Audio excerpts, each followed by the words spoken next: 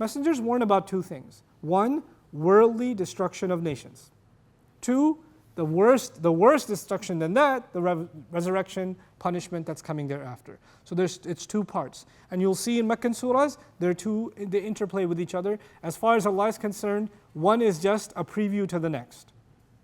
So the fact that Nuh's nation was flooded is a preview to what's going to happen when they are raised.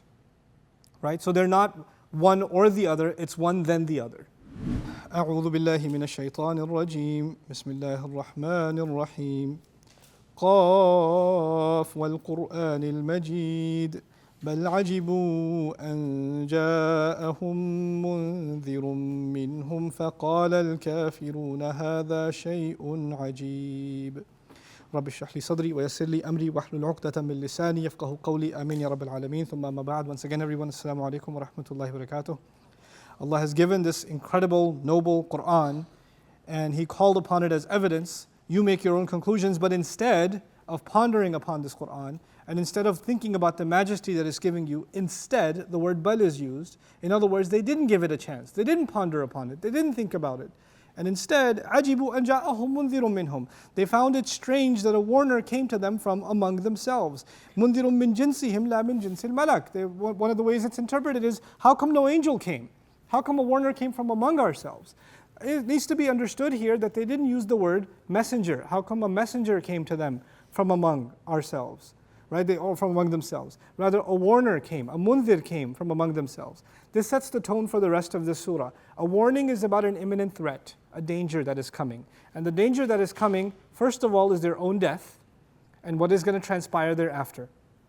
But there are two, in the Qur'an, when you talk about nations being preached to, when they're being given a message by any messenger, messengers always talk about two different dangers. Two different dangers. One danger is long term, which is the day of judgment and whatever happens thereafter, which means day of judgment connected with hellfire. Right? That's the danger. But the other danger is a messenger is here, which means you guys are on the brink of worldly destruction as well. The formula in the Qur'an is as follows. It's, if you don't study it carefully, you get the opposite conclusion of what I'm going to say. And I'll start with the opposite conclusion. Messengers came, people didn't listen, nations got destroyed. That means when messengers come, what's coming soon? Destruction's coming soon. So messengers might as well be the angels of death and destruction, because once they come, things are going to go bad.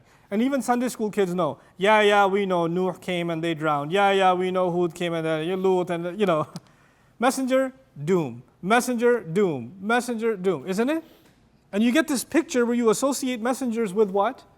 With doom. And that's a really big problem.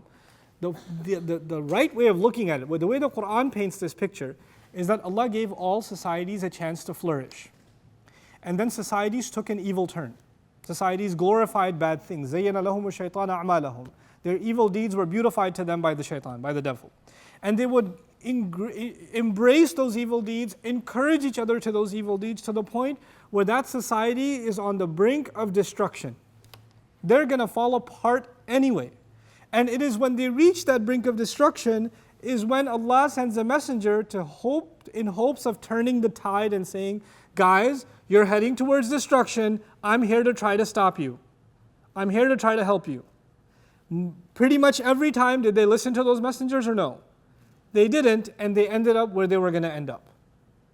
The point that's being made in the Qur'an is not messengers came and they were destroyed, it's messengers came and even though they came, they were destroyed. The point being made is they tried to stop the destruction from happening. The fact that they're telling you that this building is falling apart is not their fault. You're the one not taking care of the building. When you don't listen to their warnings and it falls apart, you don't say, well, the last thing I remember is the guy was telling us the building's going to fall apart and then it fell apart. Like how people blame the weather forecaster. I'm just telling you what's coming. I'm giving you ample time to prepare yourselves and fix the problem. That's what messengers came to do. So once again, summarizing, messengers warn about two things. One, worldly destruction of nations. Two, the worst destruction than that, the resurrection punishment that's coming thereafter. So it's two parts. And you'll see in Meccan surahs, they interplay with each other. As far as Allah is concerned, one is just a preview to the next. So the fact that Nuh's nation was flooded is a preview to what's going to happen when they are raised. Right? So they're not one or the other, it's one then the other. So when Allah talks, if He talks in some surah about a nation being destroyed in this world, then He doesn't even have to say what happened to them afterwards. That's already understood. That's already lazim and malzoom. It just necessarily leads to it, okay? Al-ajab, now, bal-ajibu, they found it strange. Allah doesn't say who. When you use a pronoun like they, then you're saying, you didn't say the disbelievers found it strange. He just says they found it strange. So it's actually a comment about all of Makkah. First of all, it's a comment about all of Makkah. Everybody found it weird that a man from among them, who's lived among them 40 years, who they know so well, all of a sudden comes and gives them warnings. Mundirun, he's among us. You know, look at it generally, warnings have to come from the outside. You have to tune into some broadcast, some announcement that you don't have access to get a warning. Back in the day, if you were going to get a warning about a tribe attacking or some enemy coming, it would have to be someone who was outside, who saw the enemy coming. And then they came running back in and said, by the way guys, there's an enemy coming. If you notice, the Prophet ﷺ did this. He stood on the top of the mount, and in one of his first preaching sermons, he said, Wa sabaha, I swear by the morning that's coming. And when they heard that, they thought, man, other side of the mountain, by morning the enemy will be here. They all gathered. And even the Prophet ﷺ asked that rhetorical question, if I was to tell you there's an emerging army on the other side of this mountain, would you believe me? And they said, yes, we would. You know why? Because if he's on top of the mountain, he sees it. He sees it. But then he preached to them about something entirely different. The point is, if one of you, with no phone devices, because now we have things that connect us to the outside world. But imagine there aren't those things. And you're sitting in this room and one of you says, by the way, there's an army coming this way. Like, where'd you get this news? Is it on your phone? Somebody text you? No. I just know. Who are you to warn? You're sitting among us. So the idea that there's someone warning us who's from among us is weird. That's naturally strange. How could he? Either he went out or someone from the outside came to him. Those are the only two possibilities. There's no third possibility. So now the question is, someone from the outside did come to him? And of course the angel Jibreel came to him. When the angel Jibreel came to him, whether you believe it or not, it is actually pretty amazing that's happening in our town? For real? And that's why even the jinn who believed, even those who believed in the Quran, they said, Inna sami'na Qur'anan ajaba. We heard a Quran that's strange. This is strange. And so if you look at the definition of ajab in the Arabic language, إنكار ما يرد عليك أو ما يرد عليك لقلة اعتياده. It is actually denying something that has happened to you because it rarely ever happens. It's so unlikely that it would happen. Guys, sorry for the interruption in the middle of this lecture. Just before you continue, I want to let you know and encourage you that I want you to sign up for BayyinahTV.com and help others sign up or even sponsor students for BayyinahTV.com so we can create worldwide communities of students that are studying the meanings and the benefit and the wisdom of the Quran and are, inshallah ta'ala, spreading that in their own circles. Thanks so much. This is the idea of something strange to the Arabs. How could it be? This is completely not normal, right? Now, by saying ajibu, Allah is saying that it sent shockwaves across all of the region. Everybody's saying, He's saying that He gets a message, He gets an angel talking to him. Now that message is made up of three things that are hard to believe. What are those three things? Allah, afterlife, and actually of them the hardest to believe is revelation. Believing in God, pretty common. Believing in some afterlife, pretty common. Believing that you get an angel talking to you from the sky, that's kind of hard to accept. You understand? So that third part is actually what everything else hinges on. It's actually belief in revelation that sets the tone for our belief in God and belief in the afterlife. It is the one that people are skeptical about the most. That's the one that people are skeptical about the most. For example, if somebody doesn't believe in the afterlife, you should not be arguing about the afterlife. That's actually a consequence of something before it. What is before it is, do you believe in God? Well, if you believe in a God, do you believe in an all-powerful God? Okay, well, if you believe in an all-powerful God, then at the very least you believe that an afterlife is possible. We got that far. Now there's still a step missing. Well, how do you know, even if there is a God? Fine, I believe in a God, and I believe He's all-powerful. He can create an afterlife if He wants. How do you know there's a heaven? He created a heaven or a hell. How do I know He didn't just create a different planet and He's just going to move us from here to there? Or we're going to, come back as cockroaches or, cats, reincarnation. How do you know that your concept of what's going to happen is right and my imagination of what's going to happen is wrong? Well, the only thing that can solve that problem is if God Himself tells me what's going to happen, right? So there's afterlife. I'm not sure. Well, maybe there is a God, fine. If there is a God, there's a possibility of an afterlife. Well, the only way you'll know what that afterlife looks like is through what? Revelation. The only thing that can solve that problem is revelation. I can have some concept of what that afterlife looks like. Somebody else can have some other concept. Hindus have their concept of afterlife too, right? The Christian concept of afterlife is very different from the Jewish concept of the afterlife. It is. They're two very different views. وَهُمْ يَتْلُونَ الْكِتَابِ, even though they read the same book. That's very different from the Muslim concept of the afterlife. So it's going to have to be solved by revelation. So now they find it strange that a warner came to them from among themselves. So of the things that he's talking about, the thing they find the most strange is the warning. They're not so much worried about belief in God. Why is he giving us warnings? Now, is the Quran only full of warnings? And did it come originally just to warn? Actually, the Quran says, Bashiran wa nadhira. You came to give good news and to give warning. So the Quran originally came to do what? Give good news. To give good news. Now, and we already read that the Quran came to dignify people. The thing is, does it include warning? Yes. They reduced all of the message of the Quran to what? Warning. Allah is saying, I was trying to talk to you with dignity, and part of that dignity was warning you. Not the only thing, but part of it was warning you. By the way, how is warning someone dignifying someone? Listen, I respect you, and out of respect for you, I'm telling you that you need to file your taxes soon because they're pretty tough in Texas. You're going to end up in court. I wouldn't want you to be in court.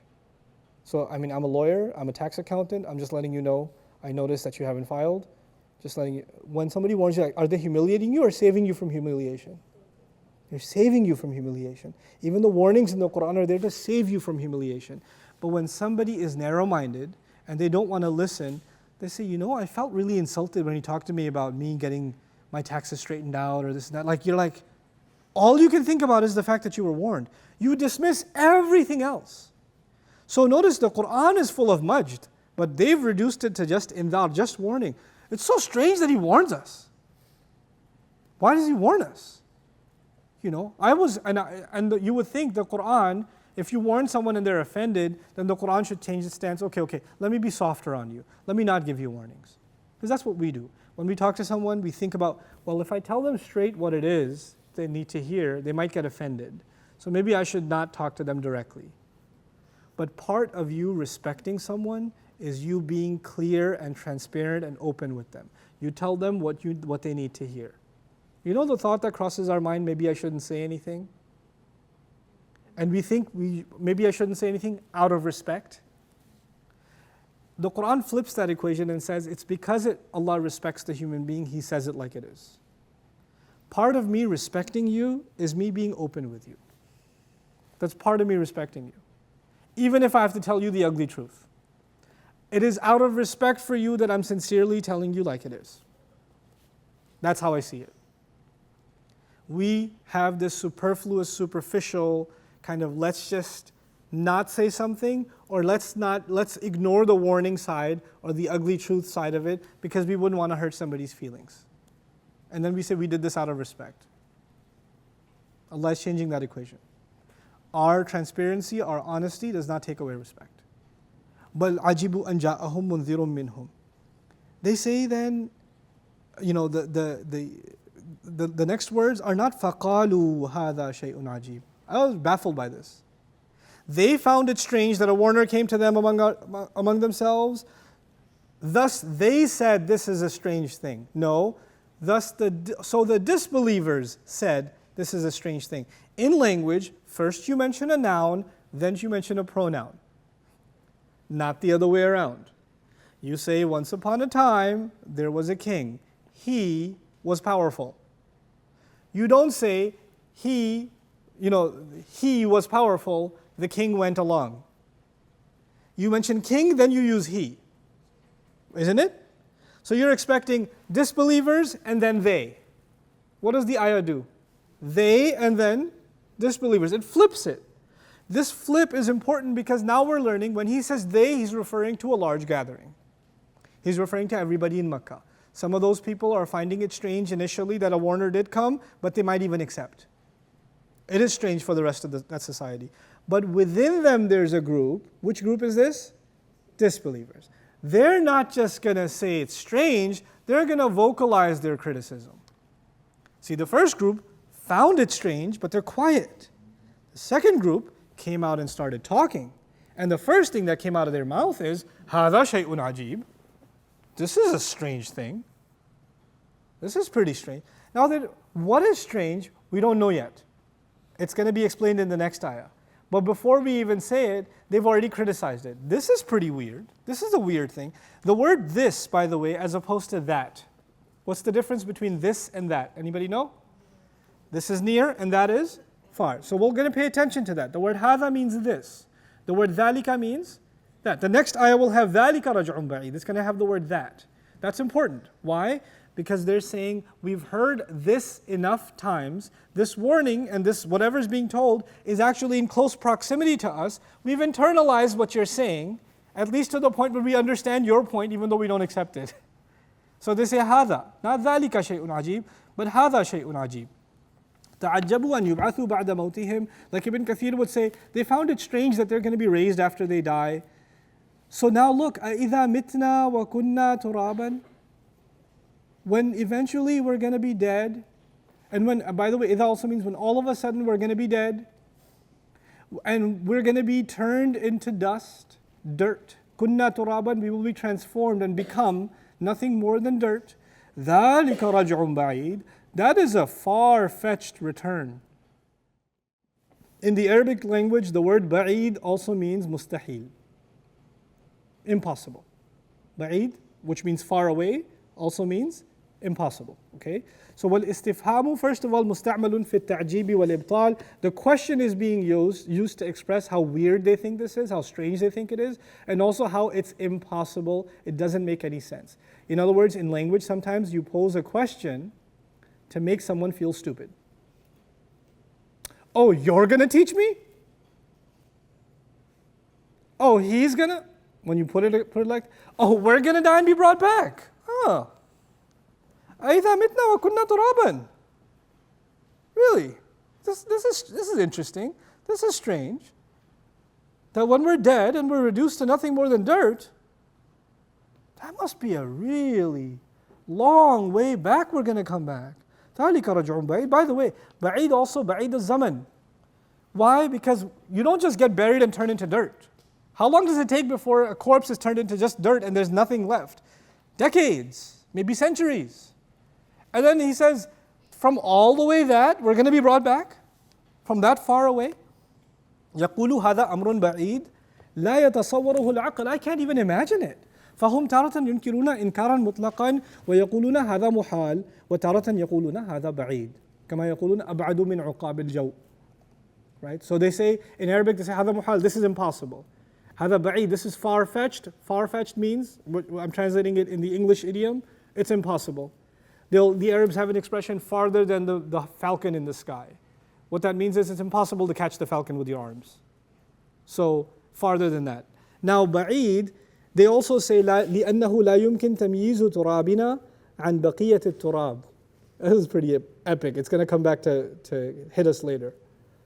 They say, when we're dead and our body starts decaying and starts mixing with the dirt, some of those specks of dirt were our body once, and some of those specks of dirt were always dirt. Yeah? And now when you dig up that dirt, it's just dirt. I don't know which speck was me and which speck was the dirt.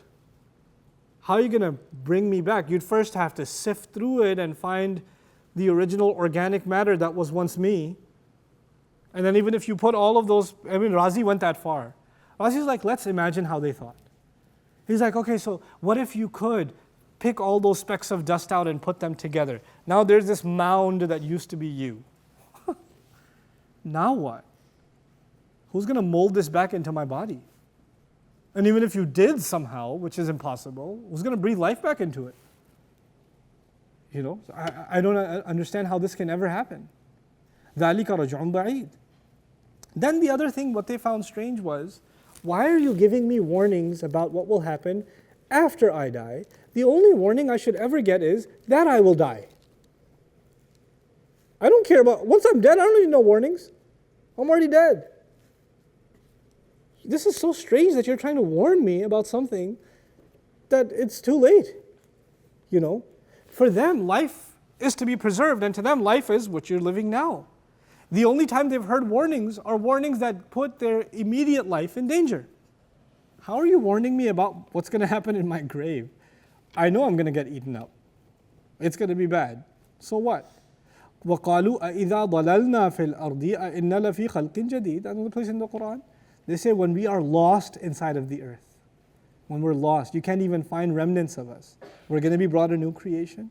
بَلْ هُمْ بِلِقَاءِ رَبِّهِمْ كَافِرُونَ. No, instead they're completely in denial of meeting with their master. So now the word raja', ذَلِكَ رَجْعٌ بَعِيدٌ. Arabic language is cool. It's, you know, I'll give you some English words. They're hard, but I'll make them easy to understand. The word raja' can be transitive and intransitive. It's lazim and muta'addi. What that means is it affects oneself or affects another. Now let me tell you that in simple English. ذَلِكَ رَجْعٌ بَعِيدٌ could mean that is a very far-fetched way for me to come back myself. I ain't coming back that way. It could also mean that is a very far-fetched way for me to be brought back.